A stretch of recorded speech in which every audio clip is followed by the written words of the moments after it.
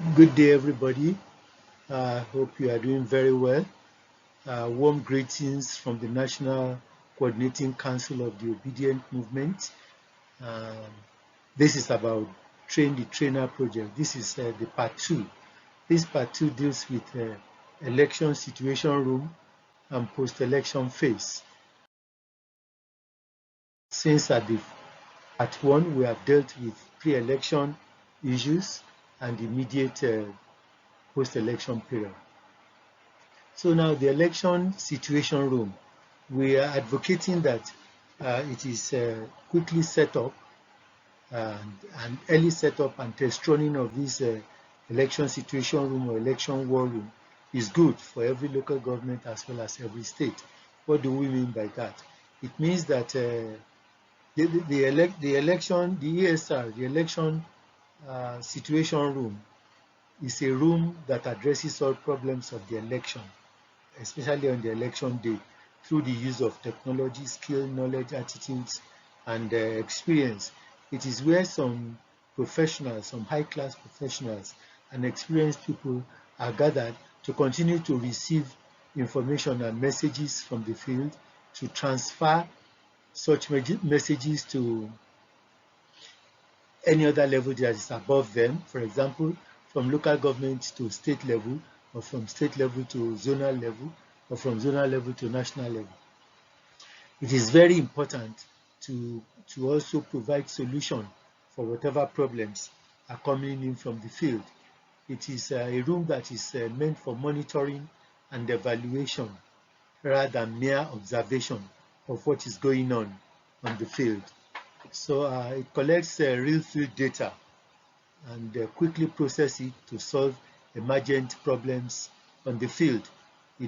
For example, if in the local government a particular polling unit has no BVAS machine, or the election officers are becoming difficult, the situation is quickly reported to the local government emergency room, who will say that, okay, we will contact INEC at the center or at the state level. Don't worry, stay there, don't fight anybody, go on with what you are doing. We will try and find solution as soon as possible. And if they cannot provide local solution or domestic solution, the case is referred quickly to the national. Um, the room promotes and ensures integrity and transparency of that election, although other concurrent approaches are needed to solve several problems emerging from the field. But the room is a center that pulls all those challenges together, that pulls all those difficulties together, that can also help to, he knows who to talk to, either in INEC, in Nigeria Police, or a lawyer, or somebody who can help to alleviate the problems and do the right thing.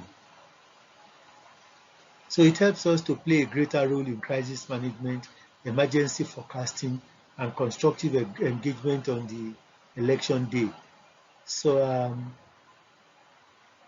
some of the functions and the compositions, as we have earlier been said, it also helps us to clarify as well as provide any additional information on election coordination for credible election. It is an information building sharing room which is used to strengthen collaboration and advocacy amongst participants. Let's say Labour Party participants, obedient participants all over the country. This kind of room will help us to strengthen that we can collaborate. I can be in Lagos and can be collaborating with Plateau State or with Cross River State. And also I can help them to advocate. If I know somebody they need to talk to, if they talk to me, I'll quickly call that person and say this problem is going on in Cross River State. Please see to the solution immediately. It also provides rapid response to correct election dysfunctions. So instead of waiting until the voting is over and there is really nothing the INEC officers can do, it will help us to provide solutions to dysfunctions. Um, our election situation room specialists, they should have the technical know-how, the capacity, the credibility to drive the process and ensure that everybody is getting what they need as at the time it is needed. What is the structure of the training on the ESR? What is it going to be like? It will be good to establish national, zonal, state, and perhaps local government election situation rooms, ESRs. This is because our officers manning each state or local government would have the details, nooks and crannies of the state or area and be in the best position to report and intervene in electoral dysfunction. It will also make us to achieve maximum numbers of spread of election monitors all over the country per unit time. Please use this manual to train all that has the beats and the time to be members of the ESR, even at ward levels.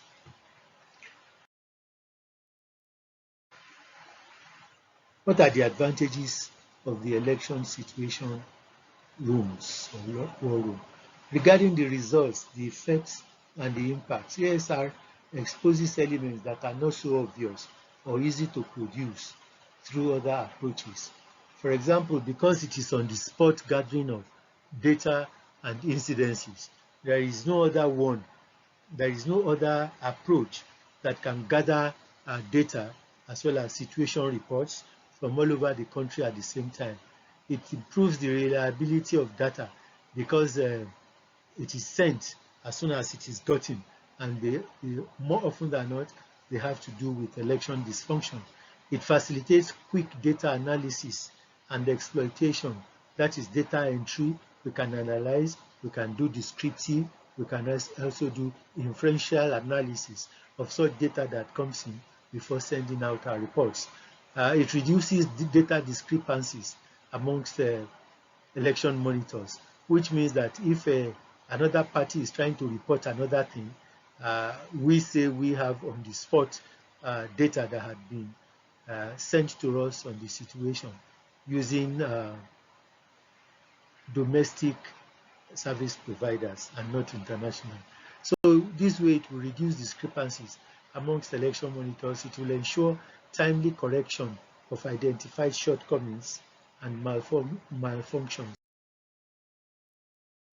And this way, we will also create synergy and unity through the unprecedented gathering in one place of a wide variety of domestic election monitors.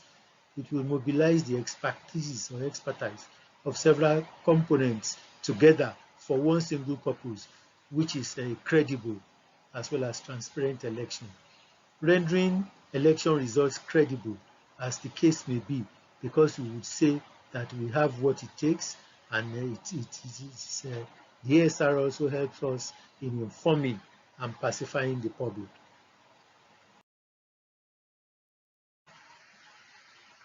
The design and cost.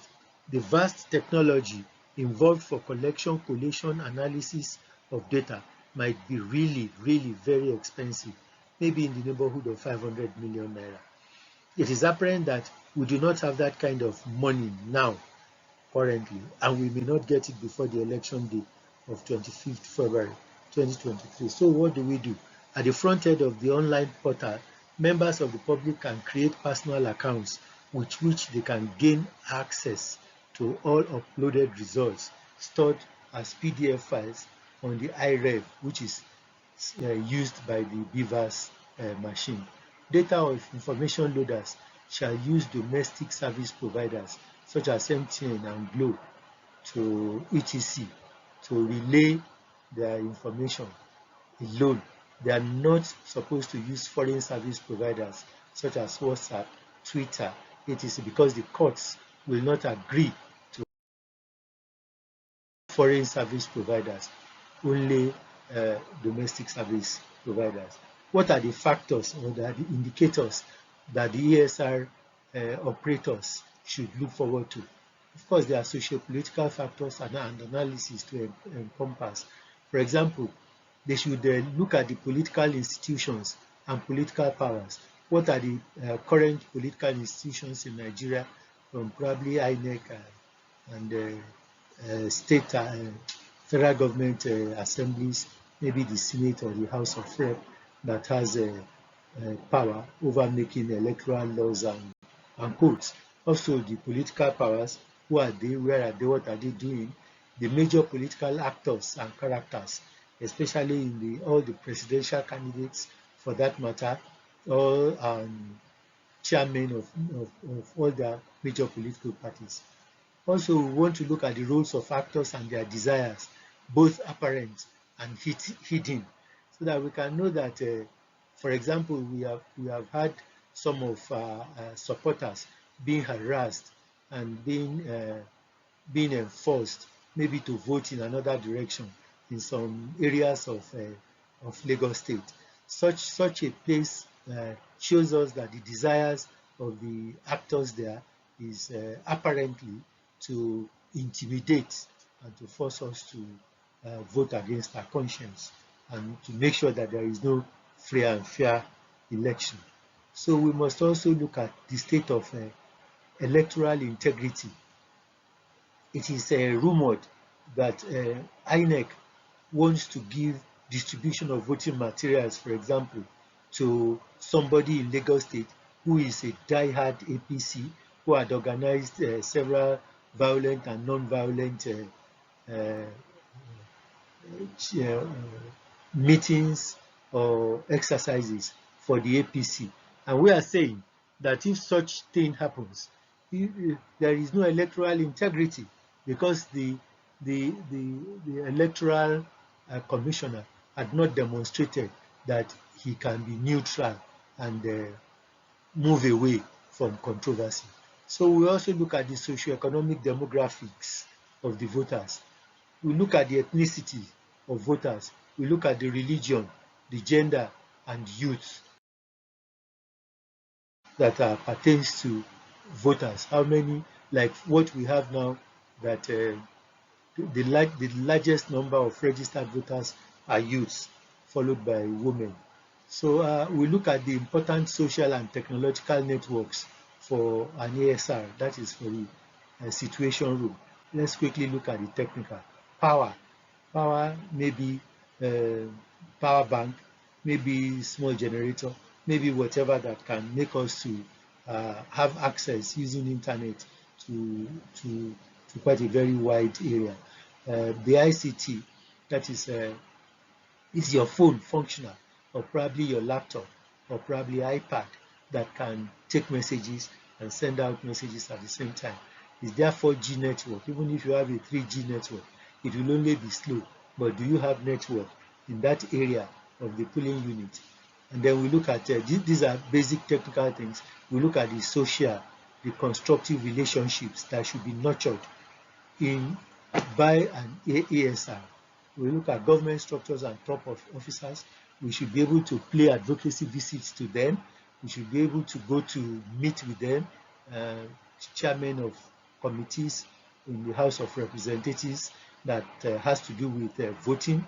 The government structures too, we must associate with them so that if we need to call them at a flash, we already have their coordinates. Next is INEC officers. All INEC officers should not be taken as enemies or antagonists. We should be able to do visitation to them at the headquarters, at the state headquarters also, at the national headquarters, and collect the coordinates as well as names of people who we can call when we are seeing some electoral dysfunctions on that day. The political parties too, if we have, for example, 18 presidential candidates from 18 different political parties, we must be able to coordinate with them so that when we see something that is going haywire, other political parties will agree and will also help us to raise the alarm. The security forces, the Department of State Services, the DSS, the police, and several other state actors that will come to represent the state government or probably the national government on that day. We have to have rapport with them. We have to have constructive relationships to the extent that we have the names and numbers of anybody we need to call amongst them on that day. Also, the religious figures, the bishops, those who are that the GOs, reverend fathers, bishops, etc., that we can relate with on that day, because they have voice in the community and sort of they are community gatekeepers in their own right, and we should be able to relate with them and meet with them when we have any dysfunction. Also, active and former politicians that are currently active, and the ones that are former that could help us to raise voice in cases we have discrepancies. Civil society organizations, especially election-focused one like YAGA, like Open Society, and so on and so forth, European Union, that will come to monitor the elections. We should be able to have the kind of relationship with them that we will be able to send them messages and receive messages from them as at when the domestic and international election monitors and observers, all the ones that INEC has agreed that they can come to the observers and they can come to the monitors. We can help them we can help to send some key issues that is going on the field to them, and with this we might be able to get solutions.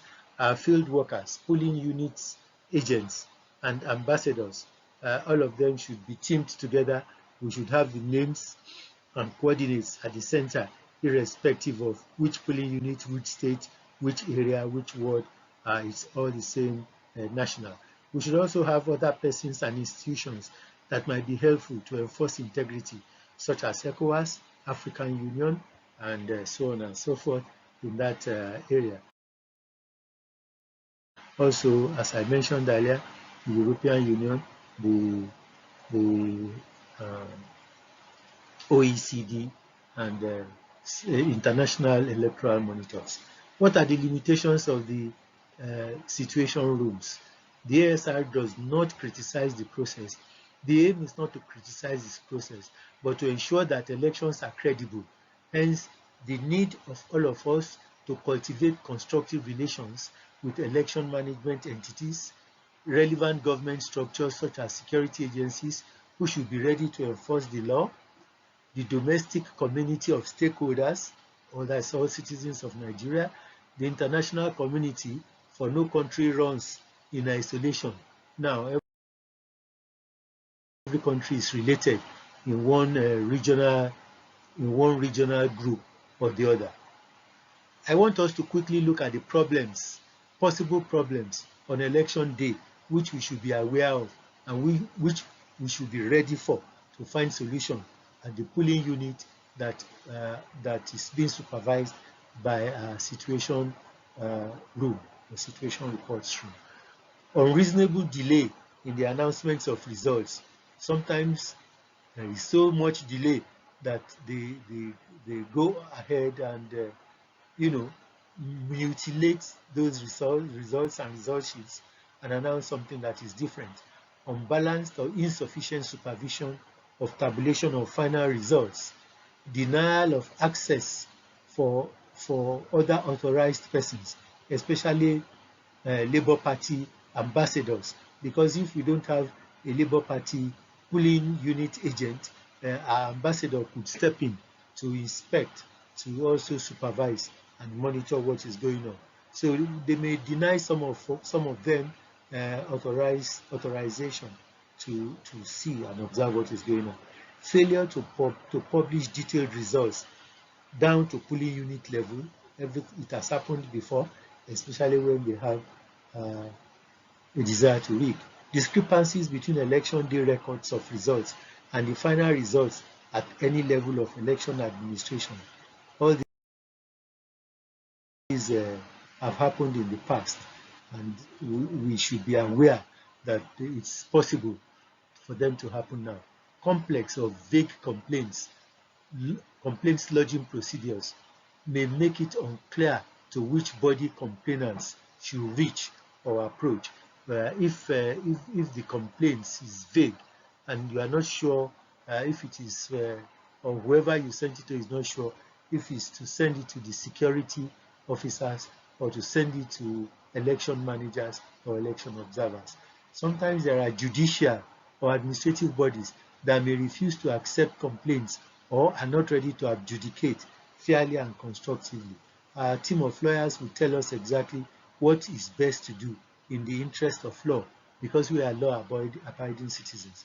Extremely short deadlines that make complaints difficult to file or to adjudicate. Maybe they say within 24 hours or maybe 48 hours. Reasonable complaints that are ruled inadmissible or dismissed on technical grounds. We have seen some kinds of things that have been going on in some of our courts, including Supreme Courts, and they bring in some technical grounds and try to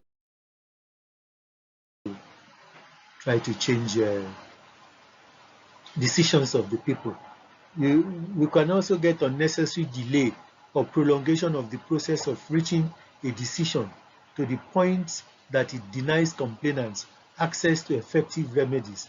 Justice delayed is, of course, justice denied. Refusal by election commissions to perform recounts.